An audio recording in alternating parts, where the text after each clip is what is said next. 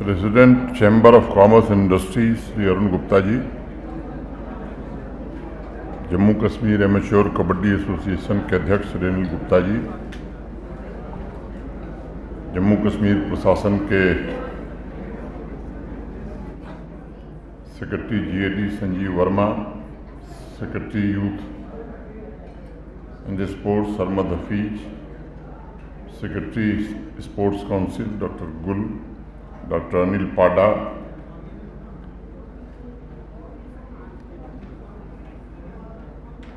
One sabre foundation के सभी सम्मानित पदाधिकारी, स्पोर्ट्स जगत की जानी मानी हस्तियां, सभागार में उपस्थित श्रेष्ठ एवं ज्येष्ठ जन, देवियों, सज्जनों और मित्रों, आज जिन स्पोर्ट्स पर्सन्स, स्पोर्ट्स एडमिनिस्ट्रेटर्स और स्पोर्ट्स एसोसिएशन तथा स्पोर्ट्स के प्रमोशन के अभियान में योगदान देने वाले इंडिविजुअल्स को प्रोफेसर चमनलाल गुप्ता खेल रत्न पुरस्कार से सम्मानित किया गया है, उनका मैं हृदय से अभिनंदन करता हूं। उनके उज्जवल भविष्य के लिए शुभकामनाएं भी देता हूं। बात आगे बढ़ाऊं उसके पूर्व प्रोफेसर चमनलाल गुप्ता जी की पुण्य स्मृति को नमन करता हूं। मैं समझता हूं कि इस अलंकरण के साथ आपके कंधों पर, मैंने जिन्हें अलंकृत किया गया है, उनके कंधों पर एक बड़ी जिम्मेदारी आ गई। वो जिम्मेदारी है भारतवर्ष के प्रसिद्ध चिंतक और राजनेता श्री चमनलाल गुप्ता जी के आदर्शों तथा मूल्यों को अक्षुण्ण रखने की।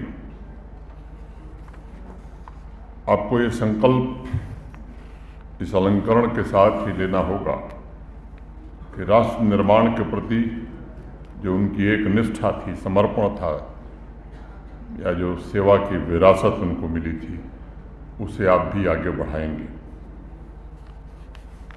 आपने जो डॉक्यूमेंट्री देखी, मुझे भी उनके साथ लोकसभा में 2 टर्म रहने का अवसर मिला, 11वीं लोकसभा में भी और 13वीं लोकसभा में। 13वीं लोकसभा में श्रद्धेय अटल बिहारी वाजपेयी जी देश के प्रधानमंत्री बने थे, माननीय चमनलाल जी उस सरकार में मंत्री थे। मुझे याद है कि जब वो जम्मू कश्मीर की राजनीति में सक्रिय थे तो कुछ पुस्तकों का जिक्र हुआ है। एक और किताब उन्होंने लिखी थी,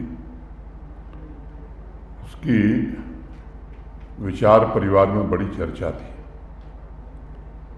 उस किताब के 4थे पेज पर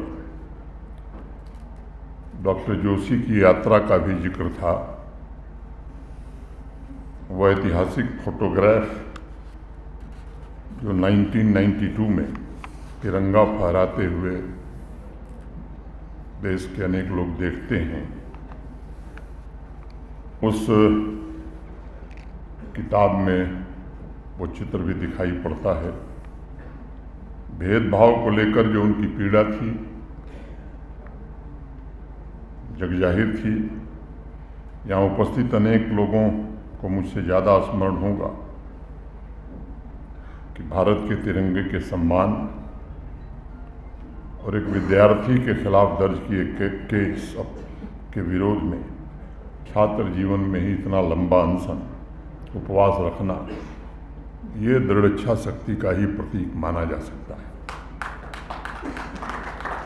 वो तो शुरुआत थी। जम्मू कश्मीर को राष्ट्र की मुख्य धारा से जोड़ने के लिए केवल संसद में निरंतर आवाज़ उठाना ही नहीं, बल्कि सड़क से लेकर संसद तक जीवन भर उन्होंने संघर्ष किया। 27 फरवरी 1997 को संसद में बोलते हुए चमनलाल जी ने सवाल उठाया था कि कोई व्यक्ति इस देश में रहने का अधिकार कैसे प्राप्त कर सकता है जब वह देश के एक हिस्से को भारत का अभिन्न अंग नहीं मानता है। इसके खिलाफ बोलता है। एक और सवाल उन्होंने उठाया था कि इन कानूनों के लाभार्थी कौन हैं, और उसका जवाब भी दिया था कि कम से कम आम आदमी तो जम्मू कश्मीर का नहीं है। उनका मानना था कि उन कानूनों का फ़ायदा न तो जम्मू कश्मीर को हुआ, न ही उसकी आर्थिक व्यवस्था में कोई बड़ा बदलाव हुआ, बल्कि देश और जम्मू कश्मीर के बीच एक विभाजन की रेखा खड़ी हो गई। आउटसाइडर का हवा खड़ा करके मनोवैज्ञानिक दीवार एक ऐसी खड़ी हुई जिसके कारण अनेक कठिनाइयां भी आई। मुझे प्रसन्नता है कि जिस पवित्र कार्य के लिए उन्होंने जीवन भर संघर्ष किया, अन्याय, अलगाववाद, भेदभाव, आतंकवाद, 5 अगस्त 2019 को भारत की संसद ने भारत के वर्तमान प्रधानमंत्री आदरणीय नरेंद्र मोदी जी की दृढ़ इच्छा शक्ति के कारण उसे समाप्त कर दिया। वह दीवार सदा सदा के लिए समाप्त हो गई। चमनलाल गुप्ता जी जैसे महान लोगों के सपनों को साकार करने और उन्हें श्रद्धांजलि देने का एक अवसर था ये। लंबे समय के बाद यहाँ रहने वाला वाल्मीकि हो, दलित हो, गोरखा हो, वेस्ट पाकिस्तानी रिफ्यूजी हो, या अनेक ऐसे लोग जिन्हें सामाजिक न्याय प्राप्त हो सका है, वंचित वर्गों को सम्मानपूर्वक जीवन जीने के नागरिक अधिकार मिल सके हैं, लंबे समय की ऐतिहासिक भूल को दुरुस्त करने का अवसर मिला है। अभी भी कई बार दो विधान दो निशान जैसे भेद भरी व्यवस्था सोच करके कई लोग खौफ ज़दा हो जाते हैं। आप खुद सोचिए कि एक ऐसा कानून जिसकी वजह से भारत के किसी कोने में रहने वाला वीर जवान जम्मू कश्मीर के लिए अपनी जान तो दे सकता है, लेकिन अपने लिए एक झोपड़ी नहीं बना सकता है, जम्मू कश्मीर में आशियाना नहीं बना सकता है। भारत के महामहिम राष्ट्रपति, जिन्हें हम देश का प्रथम नागरिक मानते हैं, भारत की तीनों सेनाओं के सुप्रीम कमांडर, देश के किसी हिस्से में वो घर बना सकते हैं, लेकिन एक ऐसा कानून था कि जम्मू कश्मीर में भारत के राष्ट्रपति चाहते तो भी घर नहीं बना सकते थे। अब ये सुनिश्चित हो गया है कि जम्मू कश्मीर भारत का उसी तरह अभिन्न हिस्सा है जैसे देश के बाकी राज्य या भारत का बाकी भूभाग।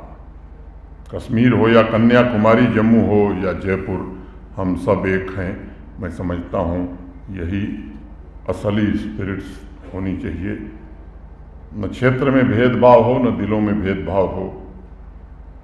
माननीय प्रधानमंत्री जी के नेतृत्व में पिछले 4-5 वर्षों में जो परिवर्तन हुए हैं, उसे मैं प्रोफेसर चमनलाल गुप्ता जी के जीवन कार्य, समर्पण और त्याग के प्रति एक छोटी सी श्रद्धांजलि मानता हूँ। प्रोफेसर गुप्ता जी की दृष्टि अखंड थी, संपूर्ण थी, टुकड़ों में वो कभी नहीं सोचते थे, और इसलिए अपने सार्वजनिक जीवन में उन्होंने न तो कभी धर्म की बात की, न जाति की बात की, न भाषा और न ही क्षेत्र की बात की। इस आधार पर नागरिकों में भेदभाव किया जाए, इस तरह की राजनीति उन्होंने नहीं की। सदैव अपने कार्यों, विचारों, सर्वधर्म समभाव के चिंतन के द्वारा जम्मू कश्मीर के सर्वांगीण विकास को सर्वोच्च प्राथमिकता उन्होंने दिया। मुझे बताया गया है कि स्पोर्ट्स के प्रति भी आदरणीय चमनलाल गुप्ता जी की विशेष रुचि थी। ये पहलू मैं उनका नहीं जानता था। 1976 में जम्मू कश्मीर अमेच्योर कबड्डी एसोसिएशन की स्थापना भी उन्होंने की। 30 वर्षों तक उसके अध्यक्ष के रूप में काम भी किए, सेवा भी किए। मैं मानता हूं कि स्पोर्ट्स सकारात्मक परिवर्तन और रचनात्मक कार्यों का एक महत्वपूर्ण माध्यम है, जिसने हमेशा विभिन्न संस्कृतियों और लोगों के बीच एक सेतु, एक ब्रिज का काम किया है। आज यहाँ जितने भी स्पोर्ट्स पर्सन्स उपस्थित हैं, मैं मानता हूँ कि वो परिवर्तन के जीवंत स्वरूप हैं। उन सभी में एक समान उद्देश्य की ज्वलंत ऊर्जा है। 7 अगस्त 2020 को मुझे यहाँ आने का अवसर मिला था। पिछले 4 वर्षों में कोशिश हुई है, मैं नहीं जानता कि कोशिश कहाँ तक पहुँची है। स्पोर्ट्स भी जम्मू कश्मीर के प्रशासन की सर्वोच्च प्राथमिकता में रहे। एक आंकड़ा मैं जरूर कहना चाहूँगा कि 2019 के पहले वर्ष भर में स्पोर्ट्स की डिफरेंट डिसिप्लिन्स में पार्टिसिपेंट्स की संख्या 3 लाख से ज़्यादा नहीं हुआ करती थी। आज मैं संतोषपूर्वक ये बात कह सकता हूँ कि गत वर्ष 50 लाख से ज़्यादा लोगों ने जम्मू कश्मीर के स्पोर्ट्स की विभिन्न डिसिप्लिन्स में पार्टिसिपेट किया है। स्वाभाविक रूप से जो साथी इसके लिए मेहनत किए हैं, काम किए हैं, चाहे वो हमारे प्रमुख सचिव हों, काउंसिल हो या डिफरेंट कोचेज हों, इन सबको मैं हृदय से बधाई देता हूँ। स्वाभाविक रूप से योजनाबद्ध काम हुआ, जिसके कारण ये परिस्थिति बनी। अधिक से अधिक युवा स्पोर्ट्स से जुड़े, इसके लिए अनेक नए इनिशिएटिव लिए गए हैं। माननीय प्रधानमंत्री जी के कारण यहाँ का स्पोर्ट्स इंफ्रास्ट्रक्चर भी काफ़ी हद तक मॉडर्न बना है। PMDP prime minister development programme के अंतर्गत जो धनराशि मिली, उसके कारण अगर आप देखेंगे तो देश के बाकी हिस्सों की तुलना में छोटी छोटी जगहों पर भी, मैं डिस्ट्रिक्ट की बात नहीं कर रहा, स्टेडियम्स, अब जब ये सुविधा बढ़ती है तो मुझे लगता है कि लोगों की अपेक्षा और आकांक्षा भी बढ़ती है। जहाँ से मैं आता हूँ देश का सबसे बड़ा राज्य है, और मुझे आपको ये बताते हुए शायद आपको प्रसन्नता होगी कि उत्तर प्रदेश देश का सबसे बड़ा राज्य है, उसके स्पोर्ट्स बजट से जम्मू कश्मीर का स्पोर्ट्स बजट ज़्यादा है। ये कुछ तथ्य हैं जो कभी कभी ध्यान में नहीं आते हैं। यहाँ अनेक सामाजिक और राजनीतिक क्षेत्र में काम करने वाले लोग, जनपद में एक इंडोर स्टेडियम हो, एक बड़ा स्टेडियम हो, ये तो देश के बाकी हिस्सों में है, लेकिन कम राज्य हैं जहाँ एक डिस्ट्रिक्ट में कई स्टेडियम। और अब तो मांग ऐसी यहाँ जोर से उठने लगी है कि साहब है तो, लेकिन मेरी पंचायत थोड़ा 3 किलोमीटर दूर है, वहाँ भी एक बन जाता तो बड़ा अच्छा रहता है। ये परिस्थिति बनी है। प्रधानमंत्री जी के मार्गदर्शन में युवाओं के स्पोर्टिंग टैलेंट्स को तराशने के लिए अनेक प्रयास हुए हैं। 100 खेलो इंडिया सेंटर्स स्वीकृत हुए थे, तो 94 सेंटर पूरे हो गए हैं। 2 खेलो इंडिया सेंटर ऑफ एक्सेलेंस स्थापित हो चुके हैं। किसी भी विकसित राज्य की तरह जम्मू कश्मीर के स्पोर्ट्स पर्सन्स को स्टेट ऑफ द आर्ट सुविधा मिले। स्टेडियम में फ्लड लाइट हो, सिंथेटिक टर्फ हो, इनकी स्थापना बड़े पैमाने पर हुई है।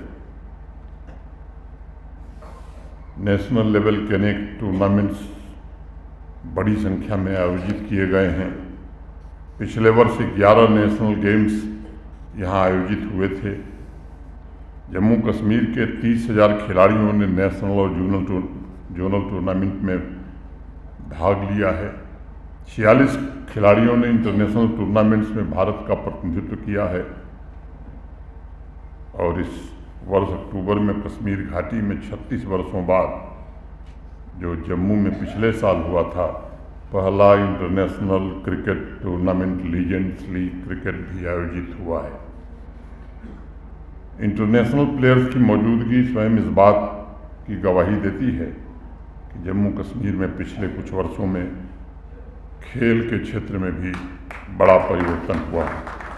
देश के अन्य राज्यों की तरह जम्मू कश्मीर में भी शांति, समृद्धि और खुशहाली है।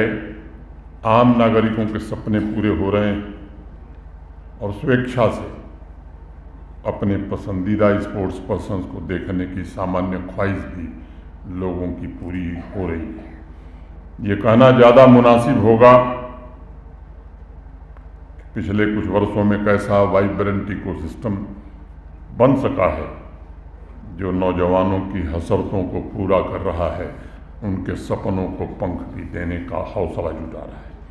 क्रिकेट हो, कबड्डी हो, वॉलीबॉल हो, हॉकी हो, फुटबॉल हो, बास्केटबॉल हो, अनेक स्पोर्ट्स डिसिप्लिन में मॉडर्न स्पोर्ट्स फैसिलिटीज़, कोचिंग की व्यवस्था हो सकी है। चाहे वो श्रीनगर का बक्सी स्टेडियम हो या जम्मू का एमए स्टेडियम हो, ये भी अपग्रेड किए गए हैं। लीजेंड्स लीग क्रिकेट जैसे अंतर्राष्ट्रीय स्तर के टूर्नामेंट हो सकें, ये व्यवस्था हो सकी है। विंटर डेस्टिनेशन के रूप में गुलमर्ग की अपनी एक पहचान हो गई है। 4 बार खेलो इंडिया गेम्स के आयोजन वहाँ हो चुके हैं। इंफ्रास्ट्रक्चर डेवलपमेंट अपग्रेडेशन के आंकड़े निश्चित रूप से संतोष देते हैं। जम्मू कश्मीर ने पिछले कुछ वर्षों में फैसिलिटीज के साथ साथ ये भी सुनिश्चित किया है कि भेदभाव भी कम हो, बच्चों और नौजवानों को स्पोर्ट्स टूर्नामेंट में पार्टिसिपेट करने का अवसर मिले। आज हम सभी सौभाग्यशाली हैं कि भारत के प्रधानमंत्री आदरणीय मोदी जी के नेतृत्व में एक ऐसा जम्मू कश्मीर विकसित हुआ है जो नई पीढ़ी के हर सपने को पूरा करने और जम्मू कश्मीर को भारत का विकसित राज्य बनाने के लिए संकल्पबद्ध है। मैं भरोसे से कह सकता हूँ कि जम्मू कश्मीर के अनेक लाखों नौजवान इस बदलाव का इंतज़ार कर रहे थे। अब उनकी आकांक्षाएँ, उनकी एस्पिरेशंस ग्लोबल एस्पिरेशंस से जुड़ चुकी हैं। मैं एक बार पुनः सभी पुरस्कार विजेताओं का अभिनंदन करता हूँ। प्रोफेसर चमन लाल गुप्ता जी की पुण्य स्मृति को फिर से प्रणाम करता हूँ और आयोजन में जिन भी बंधुओं ने इस आयोजन को सफल बनाने में सहयोग किया है, उनके प्रति भी हृदय से कृतज्ञता ज्ञापित करते हुए इतना ही कहकर के अपनी बात मैं पूरी करूँगा। धन्यवाद। जय हिंद।